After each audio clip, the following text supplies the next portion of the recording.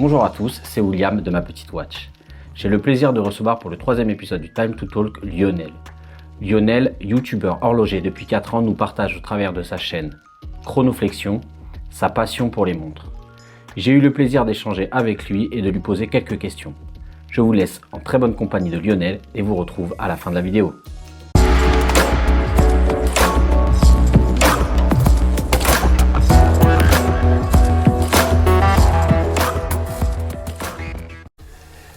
Salut William et bonjour à tous tes abonnés. Alors je commence tout de suite par te souhaiter le plus grand succès possible pour ta chaîne. C'est toujours passionnant de voir quelqu'un comme ça se jeter à l'eau sur YouTube et surtout dans le secteur horloger de l'univers francophone parce que c'est quand même un secteur de niche, faut bien s'avouer. Et donc il faut du courage, apparemment t'en manques pas, ça c'est cool. Et moi je vais suivre avec le plus grand intérêt, le plus grand plaisir la progression de ta chaîne. Pour me présenter en quelques mots, je m'appelle Lionel, j'ai créé la chaîne Chronoflexion, qui parle essentiellement de montres, voire exclusivement. Je l'ai créée il y a 4 ans, j'ai commencé tout en douceur, en publiant de manière très irrégulière, donc la chaîne a progressé très lentement.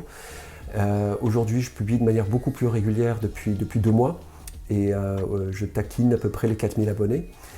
Je suis de formation juridique, j'ai 3 masters en droit, je travaille pour un grand groupe informatique dans le secteur des affaires réglementaires. Je suis un peu plus spécialisé, on va dire, en droit d'auteur, en droit des brevets, en droit de la responsabilité des plateformes et en intelligence artificielle de plus en plus. Donc plein de secteurs passionnants mais qui n'ont rien à voir avec l'horlogerie. Je suis né d'une famille d'artistes, ma mère est décoratrice, mon père était sculpteur, ma sœur est peintre, mon frère est designer. Donc tu vois, voilà, je suis un petit peu le vilain petit canard, le seul qui ait fait du droit. Mais bon, droit d'auteur, droit de la création, il y a quand même une passerelle, je dirais, entre ces deux univers-là. Et c'est sans doute mon milieu familial aussi qui m'a donné ce fort appétit visuel dans le secteur de l'horlogerie. Et pour moi, donc, les montres, c'est essentiellement une question de design et d'originalité. Ça explique peut-être aussi mon engouement, mon intérêt pour les micro-marques. Contrairement aux marques plus établies qui reproduisent leur même design éternel et sempiternel d'année en année. J'ai aussi un fort intérêt pour ces grandes marques, mais peut-être amoindri. Voilà, moi je suis plus émoustillé par l'originalité, par ce que les micro-marques arrivent à sortir aujourd'hui. Je suis complètement époustouflé parfois. Alors, comment je suis tombé amoureux des montres et quelle a été la première montre qui a captivé mon attention? Comment je suis tombé amoureux? Alors, c'était un amour progressif. J'ai commencé avec, on m'a offert une Citizen, une montre à quartz à affichage numérique. On disait digital à l'époque. C'était une Citizen la plus simple du monde. J'avais 8 ans et c'est une montre qui m'avait fasciné. Il y avait une petite lumière derrière, il y avait 2 boutons, un pour régler l'heure et un autre pour la lumière. Et voilà, et ça m'avait... à partir de ce jour-là, j'ai porté des montres. Et à 12 ans, j'ai eu une Kelton automatique avec une luminescence aussi, une montre de plongée, qui n'allait pas bien loin sous l'eau, 30 mètres je crois, à l'époque. Et ça m'avait aussi bien plu, ça m'avait déjà interrogé sur l'univers des montres mécaniques. Fort heureusement, celle-ci était accessible. Et beaucoup plus tard, alors entre-temps j'ai porté plein de montres, mais c'était plutôt des montres à quartz. Je dirais pas que j'étais encore vraiment tombé dans l'engouement de l'horlogerie. Mais un jour, je prends l'avion comme ça, et puis j'ouvre un magazine et je tombe sur une Ulysse Nardin Skelton. Coup de foudre absolu. Je regarde le prix et là je suis calmé tout de suite. Et donc il a fallu que j'attende des années plus tard encore pour m'intéresser aux montres mécaniques, automatiques. Et ça s'est produit en 2017, à peu près 2016-2017, quand je me suis dit, tout à coup, je me suis dit, il me faut une montre automatique, c'est plus possible de vivre sans. Et c'était en pleine explosion des micro-marques, et donc je suis tombé sur cette Code 41 Anomalie 1. J'ai eu un petit coup de foudre, et j'ai attendu très longtemps en fait avant de me décider de l'acheter, donc je ne l'ai pas eu sur leur Kickstarter, je l'ai eu plus tard, à plein tarif. Mais voilà, je l'ai acheté, j'en étais très content, et d'ailleurs c'est la montre que j'ai présentée dans la 2e vidéo de ma chaîne. Le moment où j'ai décidé de me lancer dans le partage de ma passion en créant ma chaîne YouTube, c'est au moment où je me suis aperçu que j'avais une sérieuse addiction pour l'achat de montres. Et je me suis dit là, il faut que ça cesse, il faut que tu remplaces cette addiction par une autre activité. Et c'est en créant la chaîne YouTube et en partageant avec un énorme plaisir évidemment et avec l'envie de partager non seulement ma passion mais aussi des connaissances sur l'horlogerie ou en périphérie de l'horlogerie comme en matière juridique notamment, ou en parlant par exemple en ouvrant un dossier sur la luminescence ou en parlant des micro-marques qui était un phénomène qui n'était pas encore très connu à l'époque dans le monde de la francophonie. C'est en faisant tout ça en fait que je me suis libéré de mon addiction. Donc j'avais raison de le faire. Parce que depuis 4 ans, en fait, j'ai acheté peut-être 4 montres et on va en faire 3 autres. Et voilà, ça s'est arrêté là. Donc, opération réussie. Qu'est-ce qui va distinguer une montre exceptionnelle d'une montre ordinaire et quels seraient les critères pour lesquels je dirais qu'une montre est exceptionnelle? Ça pourrait nous emmener très très loin cette discussion, tu sais. J'ai vu ce qu'a dit Corentin, j'ai écouté ce qu'il a dit, je suis d'accord avec lui. Moi, j'ajouterais simplement que sur le plan du design, qui, comme je le disais tout à l'heure, c'est quelque chose qui importe énormément pour moi, il faut que le créateur ait ce trait de génie qui fasse que quand ton regard se porte sur la montre, en un seul coup d'œil, tu as compris qu'il s'agissait d'une belle pièce. Tu ne sais pas trop pourquoi encore.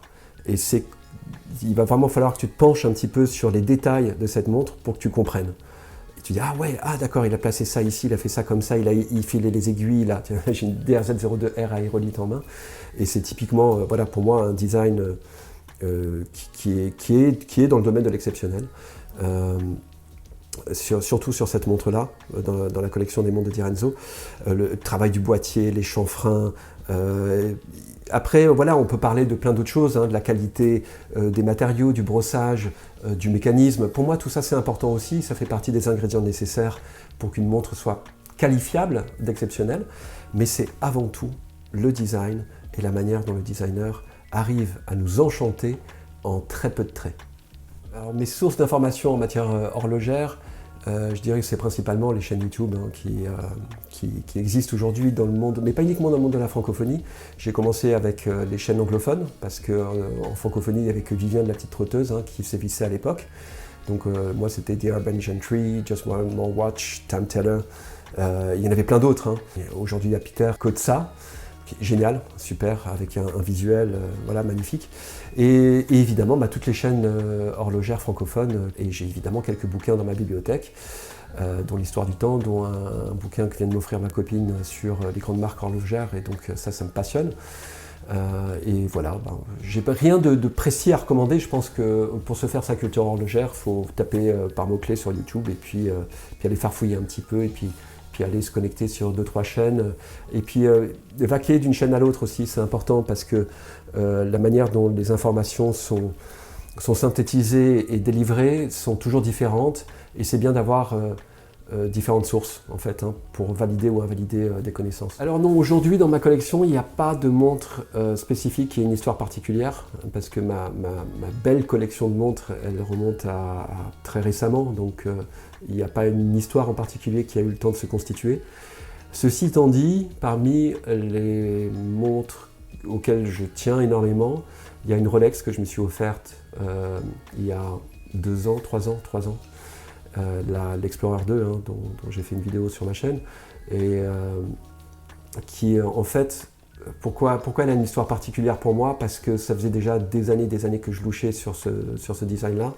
Pour moi, s'il y avait une seule Rolex que je devais acquérir, c'était bien celle-là, et surtout pas la Submariner, encore moins une Daytona, de toute manière c'est trop cher.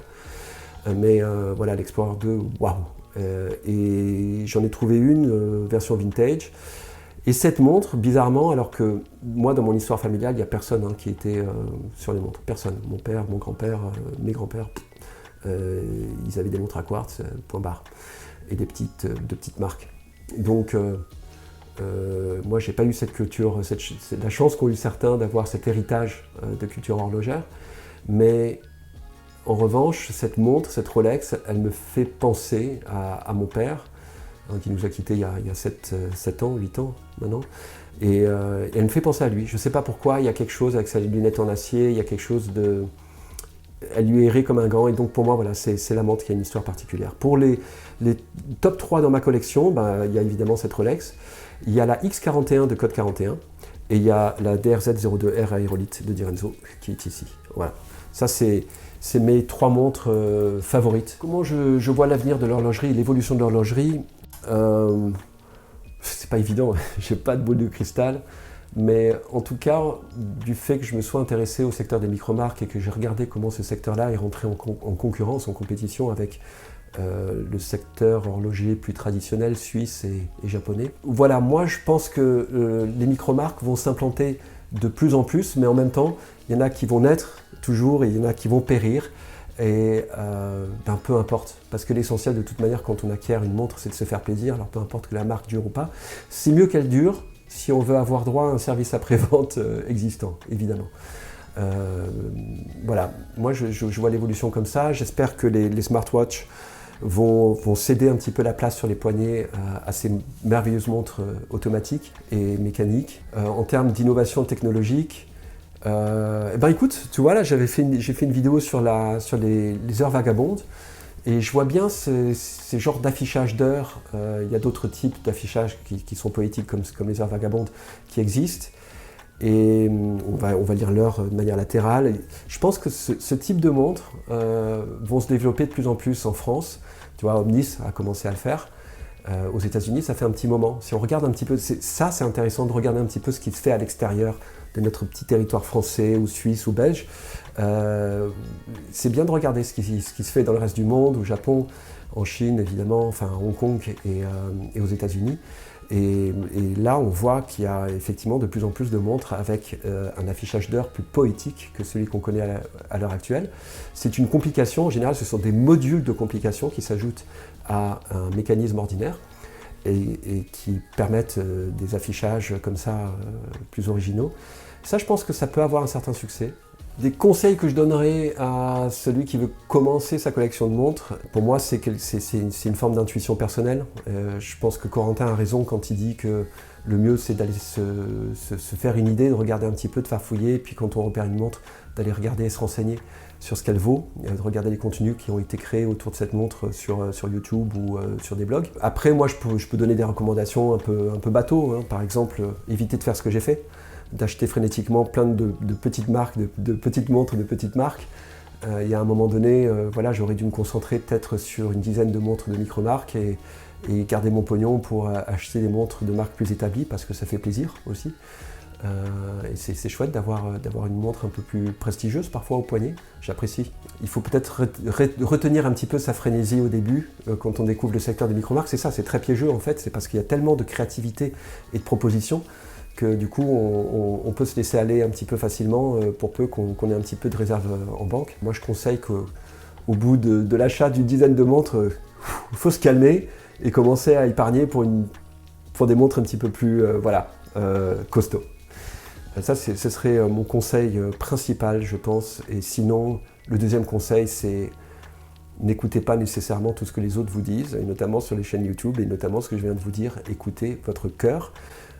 L'horlogerie, c'est une question de passion, c'est une question d'amour de l'objet. Il n'y a pas deux personnes qui vont ressentir la même chose sur le même objet, il n'y a pas deux personnes qui vont avoir le même coup de cœur pour les mêmes raisons. Vous êtes unique et vous avez besoin d'une montre qui vous corresponde et c'est tout.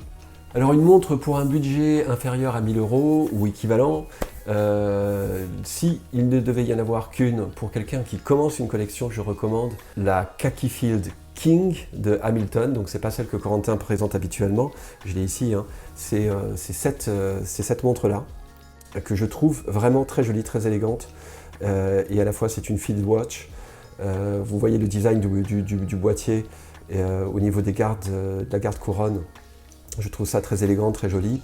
On a un cadran ensoleillé qui est aussi sillonné sur le pourtour avec une très belle graduation, une aiguille des secondes avec une petite flèche, le tout avec une luminescence qui est tip top.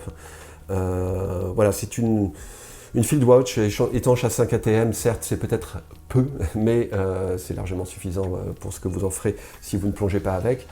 Et voilà, celle-là je l'aime beaucoup, elle est dans un budget de 800 €. Sinon, on peut s'orienter vers des marques, si on est toujours dans le respect de codes traditionnels, mais revisité et avec un design relativement intéressant. J'irai vers Baltic. On a quand même toute une série de montres pour un budget qui est aux alentours de 700 €, à la fois dans les dress watch et dans les montres de plongée avec les Aquascaf. Je les trouve assez belles, assez sympas, et pour ce budget-là, voilà, je trouve que ça marche bien. Charlie Paris, évidemment, Charlie Paris avec la Concordia. Les autres montres m'intéressent moins aujourd'hui. J'attends de voir comment la marque évolue. La Concordia, moi, je ne l'ai jamais testée, mais j'ai un ami qui l'a acheté. Et puis, je regarde les vidéos de Julien de Remontre, évidemment, qui n'arrête pas d'en parler. Enfin, très régulièrement, en tout cas. Mais je vois que c'est de la bonne qualité. J'aime beaucoup ce design qui respecte tous les codes traditionnels, mais qui a une certaine délicatesse que j'aime beaucoup. Donc Charlie Paris, je recommanderais, je crois qu'on est aux alentours avec la Concordia de 800 € également. On pourrait aller vers, si on a envie, je vais suivre une courbe progressive vers l'originalité. Si on a déjà quelques montres et qu'on a envie de se faire plaisir avec un design encore plus élégant et un petit peu plus disruptif, j'irai vers du Direnzo, sans problème. On est dans les 850 francs suisses hors taxes, hors frais de douane. Donc en les rajoutant, on arrive peut-être un petit peu au-dessus du budget limite, mais je crois qu'on est toujours dans ces eaux-là. Direnzo, toute une série de montres superbes. Pour l'instant, elles sont quasiment toutes en rupture de stock parce que la marque a quand même une bonne réputation, bien assise, bien solide. Et donc il faut attendre les prochaines sorties. Dès qu'il y a une sortie, il faut se précipiter directement si on veut avoir la bonne couleur et même simplement le modèle de montre parce qu'elles partent très très vite. J'irai également vers iKeyPod.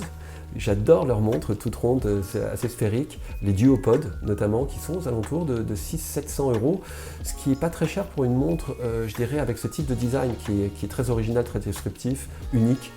Et je les trouve, voilà, il y a une grande variété aussi dans le type de cadran qu'ils offrent. Je pense que c'est une marque dont on ne parle pas assez souvent et qui, pour ce tarif-là, avoir une montre automatique avec un Miyota, je crois que ça doit être de 90-15, donc c'est des mouvements premium. On est bien avec cette marque, et une montre très originale. Et sinon, encore peut-être un petit peu plus dans l'originalité, puisque là on arrive à une lecture de l'heure un petit peu plus technique, mais ça reste tout à fait faisable. Je recommanderais sans hésiter la marque Beaubleu, avec sa collection permanente Etché, que Nicolas vient de sortir il y a quelques mois.